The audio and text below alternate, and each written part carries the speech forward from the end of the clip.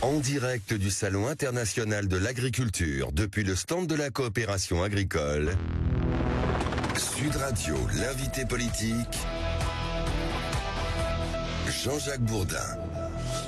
Bien, nous recevons ici, en direct du stand de la coopération agricole, nous recevons Annie Genevard, ministre de l'Agriculture et de la Souveraineté Alimentaire. Annie Genevard, bonjour. Bonjour. Merci d'être avec nous ce matin. Je vais commencer, beaucoup de sujets, évidemment, mais je vais commencer avec les droits de douane. Voilà que Donald Trump annonce, alors pour l'instant ce n'est qu'une annonce, il annonce une augmentation des droits de douane de 25% sur tous les produits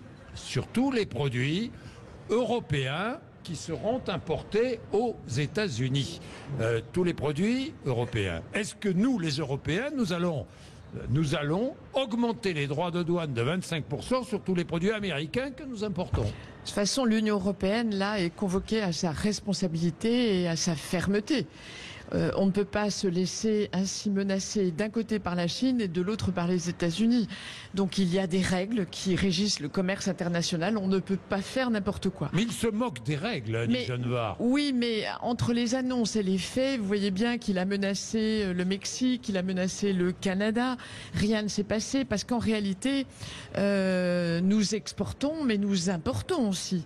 Et donc il y a des règles qui régissent le commerce international qui ne peuvent pas être ignorées. Ça veut dire quoi, Annie Genevard ? Ça veut dire que si les droits de douane sont effectifs de 25% pour l'entrée de nos produits aux États-Unis, nous mettrons les mêmes droits de douane pour l'entrée des produits américains en Europe. Ça veut dire que l'Europe se défendra. Mais il faut explorer déjà toutes les voies de la diplomatie internationale pour pouvoir être certain que si on engage des démarches auprès de l'OMC, par exemple, l'Organisation mondiale du commerce, il faut... Oui, mais il se moque de l'OMC, il passe par-dessus l'OMC. Oui, mais vous savez, il a en responsabilité des acteurs économiques qui sont pas forcément ravis de savoir qu'ils peuvent être les victimes, eux aussi, de rétorsions. Donc il y aura des rétorsions, évidemment. Je ne sais pas s'il y aura des rétorsions. À ce stade, si vous voulez, entre la menace et les faits, il faut déjà s'assurer de l'effectivité de ces taxes. Cela étant, elles sont très préoccupantes parce que, par exemple, sur les vins et spiritueux, là, on est face à un tir croisé de la Chine qui compromet aujourd'hui des filières entières et notamment celle des brandies qui sont un fleuron de la gastronomie française. Et puis les États-Unis donc voilà, dans tout cela, il faut raison garder, mais il ne faut pas être naïf. On ne peut pas être naïf. Le marché européen ne peut pas être le marché le plus ouvert du monde avec des pays qui sont les plus fermés au monde. Non, mais ça on est bien d'accord. Tous les agriculteurs seront d'accord. Mais Annie Genevard, Donald Trump affirme que l'Union européenne profite des États-Unis. Les Européens ne veulent pas de nos voitures, ni de nos produits agricoles. L'Union européenne a été construite pour nous entuber. Voilà ce qu'il a dit. Bon, est-ce que nous sommes en train d'entuber les Américains? Je crois pas que les choses puissent évidemment se dire en ces termes. Il y a, on le sait, chez cet homme, le goût de la provocation. Voilà. Et il a, si vous voulez, une approche protectionniste, nationaliste. Et quand j'entends certains dire, il a raison, il défend ses producteurs. Oui, mais quand un politique français dit cela, c'est absurde parce que s'il défend ses producteurs, c'est au détriment des nôtres. Donc on ne peut pas se réjouir. Et le commerce, c'est la liberté, une liberté qui a ses règles, qui a son encadrement. Mais on ne peut pas imaginer que chacun se replie sur son précaré en disant « je ne commerce plus ». Je rappelle que l'Europe est exportateur net de produits agroalimentaires. Bien. Annie Genevard, souhaitez-vous l'entrée de l'Ukraine dans l'Union européenne? Je crois que le soutien apporté à l'Ukraine par le biais de la levée des droits de douane sur les produits ukrainiens a eu un effet immédiat de désorganisation de nos propres filières. Je pense en particulier à la volaille ou à la filière œuf, qui sont des filières, en tout cas pour l'œuf, qui est une filière qui est très performante. Sur la volaille... Concurrence déloyale. On est déjà... Concurrence déloyale, Annie Genevard. C'est une forme de concurrence qui n'est pas supportable par nos producteurs. C'est pour ça qu'on a mis des freins d'urgence. Oui. On a mis des freins d'urgence parce que l'agriculture ne peut pas supporter à elle seule la solidarité à l'égard de l'Ukraine, solidarité que nous devons à ce pays qui est agressé par la Russie. C'est la raison pour laquelle, Annie Genevard, je vous repose la question. Est-ce que vous souhaitez l'entrée de l'Ukraine dans l'Union européenne? Moi, je pense qu'à ce stade, il n'est pas possible d'intégrer l'Ukraine à l'Union européenne en l'état parce que on a affaire à une agriculture monde. Oui. Il faut voir ce qu'est l'agriculture ukrainienne. On est là dans des proportions qui sont considérablement désavantageuses pour nos propres producteurs européens. En revanche, il faut continuer à évidemment soutenir l'Ukraine et puis imaginer ce que pourrait être le partenariat avec l'Ukraine. Je vous donne un exemple. Enfin, c'est clair, parce que vous êtes clair. Pas d'Ukraine dans l'Union européenne aujourd'hui. À ce stade, vous êtes clair. C'était pas tout à fait la position, pardon, du président de la République, du Premier ministre ou même du ministre des Affaires étrangères. Non, mais qu'à terme, on imagine une intégration. Oui. Nos propos sont pas nécessairement contradictoires, Monsieur Bourdin. Si, tout de même. Non. Ce que je veux dire, c'est qu'en l'état, à ce stade, on ne peut pas. Imaginez, c'est un processus qui prendra du temps et qui sera sous condition. Et puis, il faut réfléchir à ce que l'Ukraine peut apporter à l'Union européenne. En matière d'engrais, par exemple, on est très dépendant des engrais russes qui vont subir peut-être des augmentations parce qu'il y aura des droits de douane relevés à cause des sanctions. Pourquoi est-ce que l'Ukraine ne produirait pas du soja qui pourrait alimenter en engrais les pays européens? Il faut chercher des collaborations intelligentes. Avant de faire entrer l'Ukraine dans l'Union européenne, il faut prendre des précautions, quoi, si j'ai bien compris. Exactement. Bon, le Mercosur, où en est-on de la minorité de blocage au niveau européen? Parce que là aussi, ça fait des semaines que le président de la République, que le gouvernement nous dit, nous sommes en train de construire une minorité de blocage pour empêcher le traité du Mercosur. Où en est-on? C'est un travail. Vous êtes impatient et je le comprends. Non, je ne suis pas impatient. J'aime les réponses. Oui, mais j'aime les réponses. Mais je le sais. C'est pas pareil. Mais je le sais, Monsieur Bourdin. Mais ce que je veux dire, c'est que concrètement, qu'est-ce qu'on fait? On va voir les pays dont on espère qu'ils puissent voter contre ce projet d'accord, parce qu'il n'y a pas d'accord encore. Exactement. C'est un projet d'accord signé par Madame von der Leyen. Ce projet d'accord a été signé à Montevideo par Ursula von der Leyen, mais les parlements ne se sont pas prononcés, les États ne se sont pas prononcés. Nous, ce que nous faisons à notre niveau, le président de la République, le Premier ministre, la ministre de l'Agriculture, se démultiplient sur le terrain auprès de leurs homologues pour convaincre. Moi, ce que je constate, chaque fois que je vais à Bruxelles, je discute avec mes homologues. Je vois quand même que ce n'est pas avec un appétit extraordinaire qu'ils envisagent la minorité de blocage. Alors, combien de pays nous suivent? Minorité de blocage, la France est contre, clairement, la Pologne est contre, clairement, l'Autriche est contre. On constitue, on fait ce travail de conviction. Il faut 15 pays sur 27 pour adopter le traité représentant 65% de la population européenne. Et il faudra ensuite une majorité au Parlement européen. Exactement. Donc ça fait beaucoup d'obstacles. Ça fait beaucoup d'obstacles. Mais j'observe, il y a des votes qui sont instructifs. Il y a un vote sur un amendement présenté par un député européen français sur l'adoption ou non du Mercosur. Et le résultat est intéressant parce qu'à 30 voix d'écart, l'amendement passait. Vous voyez, donc ça veut dire quand même que ce projet d'accord ne fait pas l'unanimité. Du reste, ça fait 20 ans qu'on en parle. Vous croyez que si ce projet d'accord était perçu comme quelque chose de positif pour l'Union européenne, il n'aurait pas été adopté avant? C'est le plus gros accord de libre-échange jamais conclu. Donc il faut bien imaginer les retentissements que ça a sur nos propres producteurs. Bien, j'ai écouté le président de la République quand il est venu au Salon de l'Agriculture. Qu'a-t-il dit? Il a dit qu'il faut assumer de produire plus. Vous assumez, vous dites la même chose. Ça fait des semaines et des mois que mon mantra, c'est de dire...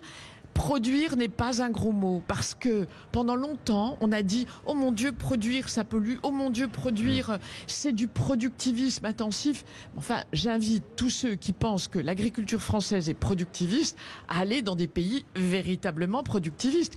Qu'ils aillent voir les méga-fermes, les fermes avec des milliers d'hectares. Tiens, en Ukraine, par exemple. Par exemple en Ukraine.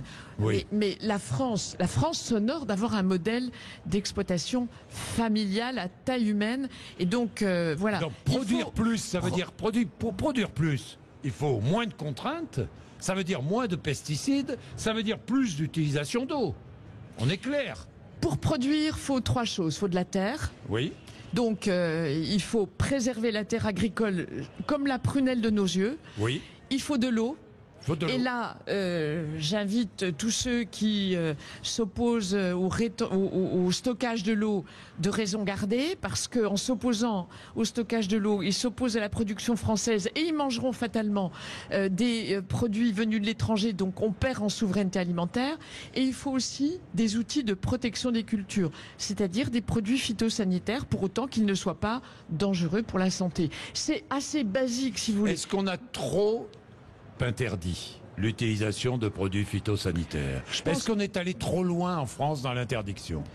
Vous savez, on est allé trop loin quand on surtranspose. Quand on surtranspose par rapport aux pays européens... Vous allez revenir sur certaines surtranspositions? Moi, je souhaite que on ne surtranspose pas, parce que on introduit une concurrence déloyale. On est allé trop loin. Mais bien sûr. Est-ce que vous allez revenir en arrière? Écoutez, il y a des textes qui vont être présentés au Parlement, qui ont franchi la barre du Sénat. C'est la proposition de loi sénatoriale contre les entraves de l'agriculture. Elle a été adoptée... Que vous soutenez? Elle a été adoptée, que je soutiens. Elle a été adoptée au Sénat dans une forme qui est raisonnable, qui est encadrée. Il ne s'agit pas de déréguler, de déréglementer, mais la forme avec laquelle elle est sortie du Sénat est, de mon point de vue, tout à fait acceptable. Elle va être soumise à l'approbation des députés. Il y a eu un petit débat ici au Salon de l'Agriculture sur la barquette de tomates à 99 centimes venue du Maroc. Mais que peut-on faire? Que peut faire un agriculteur français face à cela? Alors, que peut-il faire? Il faut savoir qu'il y a quelques années, ce sont les producteurs de tomates français et marocains qui se sont mis d'accord. Ce n'est pas les États qui ont conclu un accord. Pour produire les Marocains pendant la période où les Français ne produisent pas. Au fur et à mesure du temps, et donc c'est assorti de droits de douane. Dans la période hivernale, pas de droits de douane sur la tomate marocaine. En revanche, quand les Français produisent leurs tomates, des droits de douane. Mais on voit quand même que, même avec des droits de douane, les importations marocaines ont augmenté, ont doublé, 20 à 40%. Et puis surtout sur la tomate cerise, qui est la plus rémunératrice. Donc nous avons, à l'occasion de ce salon, et sous mon autorité et celle de mon homologue marocain, relancer ce comité de discussion entre les producteurs français et les producteurs marocains pour qu'ils se mettent d'accord, parce que c'est un gros irritant. Moi, je comprends nos producteurs et j'invite chacun à être raisonnable. Alors, on va parler des négociations commerciales entre la grande distribution et ses fournisseurs agro-industriels. C'est tendu, apparemment, chaque année. C'est tendu, mais là, c'est particulièrement tendu. C'est très tendu, vous le confirmez. Ça doit se terminer demain, 1er mars. Donc, il va bien falloir que des solutions sortent de ces discussions. Et les agriculteurs n'ont qu'une crainte, c'est que toutes ces discussions aboutissent à ce que les premières victimes, ce soient les producteurs et les agriculteurs. En réalité... Est-ce que vous nous garantissez ce matin que ce ne seront pas les producteurs qui seront les victimes de ces négociations? Écoutez, ça c'est l'affaire des négociations qui sont en cours. Mais la loi Egalim... protège le producteur. La matière première agricole est sanctuarisée. On voit bien que les négociations aujourd'hui se sont durcies à l'égard des transformateurs. Parce que vous avez 3 acteurs dans cette affaire. Vous avez le producteur, le paysan, vous avez le transformateur agroalimentaire, passé du bœuf sur pied au steak haché dans les cuisines françaises. Entre les deux, il y a un transformateur. Et le problème, si vous voulez, c'est qu'il faut produire de la valeur et pas en détruire. Donc chacun, ces 3 acteurs doivent gagner convenablement leur vie au bénéfice du consommateur. Oui, mais d'accord, ça c'est la théorie. Mais c'est la théorie. En pratique, il y a des lois Egalim. Mais est-ce que vous allez réviser ces lois Egalim? Alors, elles doivent être révisées, notamment pour ce qu'on appelle le SRP plus 10, le seuil de revente à perte, pour protéger la matière première agricole, justement, pour protéger le producteur. Elles seront révisées avant l'été. Elles seront avant le 15 avril, parce que le dispositif...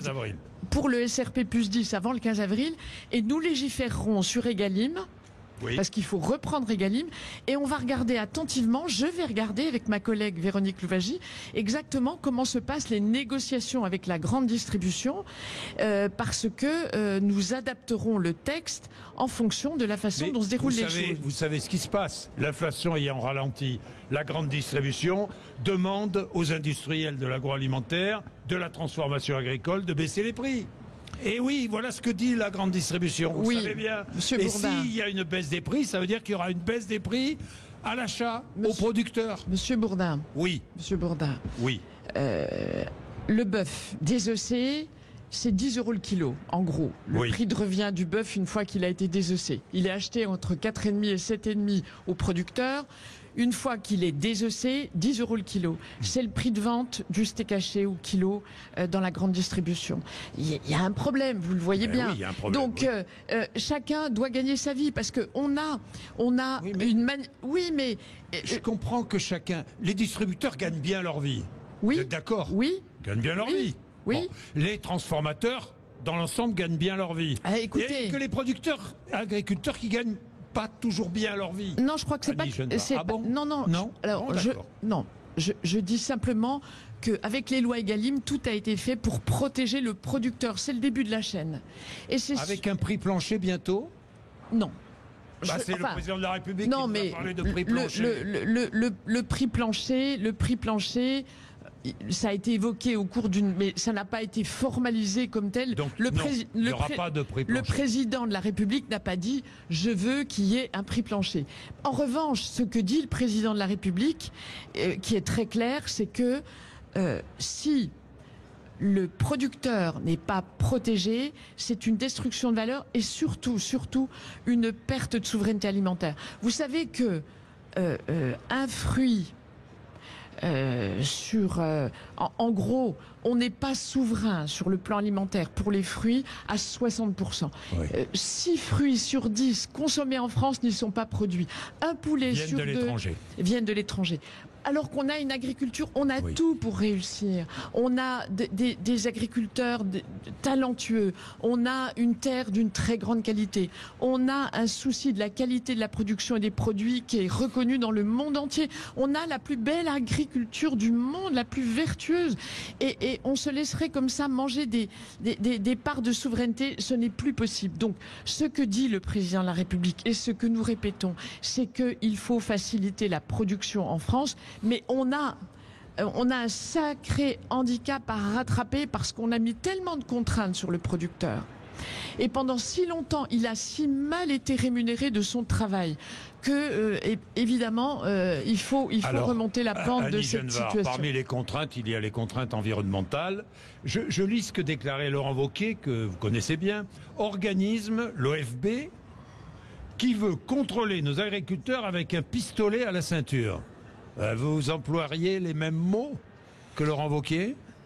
Je crois qu'il faut prendre la mesure du sentiment de défiance à l'égard du monde agricole. Et l'OFB, c'est une réalité entre la biodiversité. Entre le monde paysan et l'OFB, il y a aujourd'hui des relations qui se sont fortement dégradées. Sur cette question de l'environnement, il faut quand même bien que chacun comprenne que l'environnement, la nature, c'est l'outil de travail des paysans. Vous croyez qu'ils vont le dégrader ? Donc, ces accusations de dégradation de l'environnement sont insupportables. Ils sont des protecteurs de leur outil de travail. Alors, il ne faut pas déréguler. L'OFB est là. L'OFB devrait être là davantage pour le conseil, pour sensibiliser, et l'OFB remplit aussi beaucoup d'autres tâches qui sont méconnues, la surveillance de la faune sauvage. Mais aujourd'hui, il y a un divorce. Donc, qu'est-ce qu'on a fait devant cette situation conflictuelle? Avec ma collègue du ministère de la Transition écologique, on a adressé aux agents de l'OFB, qui sont des agents de l'État, il y en a 3000, une circulaire leur disant il faut que vous fassiez tout pour renouer le dialogue avec les agriculteurs. Ça n'est pas possible de rester dans un tel état de tension. Pour cela, contrôle administratif unique que j'ai mis en place. Contrôle administratif unique parce que le contrôle est vécu comme une défiance. Ensuite, on leur a dit l'arme, c'est un irritant majeur. Pas d'arme. Écoutez, les agriculteurs ne sont pas des délinquants en puissance. Donc on leur dit, vous êtes une police, vous êtes armés, soit. Mais l'arme, elle peut être discrète. Il y a des tas de policiers qui sont armés, dont vous ne verrez jamais les armes, et qui sont en capacité de se défendre le cas échéant. Donc on dit aux agents de l'OFB, port discret de l'arme. Et enfin, caméra piéton, parce que quand le ton monte, quand le dialogue s'envenime, généralement la caméra piéton, ça permet d'apaiser. Bien, j'ai 2 dernières questions. La première est politique. Annie Genevard, vous êtes secrétaire générale de LR. Qui choisissez-vous pour la présidence de LR? Bruno Retailleau ou Laurent Wauquiez? Alors, cher Monsieur Bourdin, j'aime bien répondre précisément à vos questions parce que c'est ce que vous aimez entendre. Mais là, je ne peux pas parce que, parce que la secrétaire générale qui est en charge de l'organisation des élections se doit à une parfaite neutralité. Mais vous voterez? Ah ben, je voterai. Mais dans le secret de l'isoloir. Mais vous avez une préférence. Non, mais vous avez une préférence, Annie Genevard. Je voterai naturellement. Vous avez une préférence quand même aujourd'hui? Mais je ne voterai pas blanc. Voilà ce que je peux vous dire. Non, mais ça j'ai compris. Non, mais ça j'ai compris. Mais vous avez un collègue. Vous avez un collègue au gouvernement. Mais écoutez, non, vous pouvez me torturer. Je ne répondrai pas. Non, mais je ne vous torture pas. Je pose des questions. Non, il faut que je veille en tant que secrétaire général à ce que les choses se passent bien, à ce que ça ne soit pas la guerre entre les candidats, parce que c'est une élection et une élection légitime. Une élection, on a le droit de s'y présenter. Je fais confiance à ces 2 hommes qui sont intelligents, que je connais bien, qui sont tous les 2 des amis, pour que les choses se passent bien, parce que ce qui est en jeu, c'est l'avenir de la droite. Oui, évidemment. Alors j'ai une dernière question, on est un peu couvert par le bruit mais j'ai une dernière question qui est importante, me semble-t-il. Le ramadan commence ce soir. Annie Genevard, est-ce que vous êtes favorable à la fin de l'abattage rituel pour les viandes halal et cachères? Alors, c'est une question extrêmement sensible, vous le savez. Oui, c'est pour ça que je vous la pose. Les cultes eux-mêmes ne souhaitent pas qu'on tranche cette question comme ça au détour d'une émission. Moi, je vais rencontrer... Mais vous allez ouvrir un débat sur... Est-ce que, Annie Genevard, vous êtes prête à ouvrir un débat sur l'abattage rituel? Un débat, sûrement pas. Une discussion, oui. Discussion avec les cultes pour faire un état des... Quel objectif? L'objectif de savoir qu'est-ce qui est comment dirais-je quelle est leur ligne rouge, quelles sont leurs lignes rouges en la matière. On sent bien que la question du bien-être animal et du bien mourir, parce qu'au fond c'est de ça que nous parlons, bien sûr, est une question qui est devenue sociétalement extrêmement sensible. Sur les réseaux sociaux, c'est probablement le plus grand nombre de messages que je reçois, mais qui traduit 2 choses. Qui traduit d'abord une méconnaissance du lien tout à fait particulier qu'il y a entre l'éleveur et son bétail. Tous ceux qui pensent que parce qu'on élève du bétail, on le maltraite, c'est un pur scandale. Moi qui viens d'une région d'élevage, je peux vous dire que les éleveurs aiment leurs animaux à un point que beaucoup ne soupçonnent pas. Bien aimer ces animaux, c'est aussi veiller à ce que leur mise à mort soit respectueuse de l'animal. Donc vous êtes prête à ouvrir le débat sur l'abattage rituel? Non, le débat, non, pas le débat. Non, mais ce n'est pas une question qu'on peut mettre en débat public. Comme ça. Mais les pays nordiques, le Luxembourg, la Suisse ont interdit l'abattage rituel. Moi, ce que je veux, c'est qu'on puisse ouvrir une discussion. Elles ont commencé ces discussions avec les cultes, parce qu'il faut être respectueux des cultes. On ne peut pas jeter en pâture les modes d'abattage rituel qui existent depuis des centaines et des centaines d'années. Il faut pouvoir en discuter sereinement, mais à l'abri du débat public, parce que mettre ces choses dans le débat public, c'est forcément le condamner à toutes les outrances, et c'est pas comme ça qu'on avance. Merci beaucoup Annie Genevard d'être venue nous voir ce matin sur l'antenne de Sud Radio et ici au Salon de l'Agriculture. Vous êtes chez vous et nous allons... Un beau salon qui se passe très bien. C'est vrai, qui se passe très bien et nous allons profiter un petit peu. Merci, vous êtes sur Sud Radio. Patrick Roger, juste après les informations de 9h.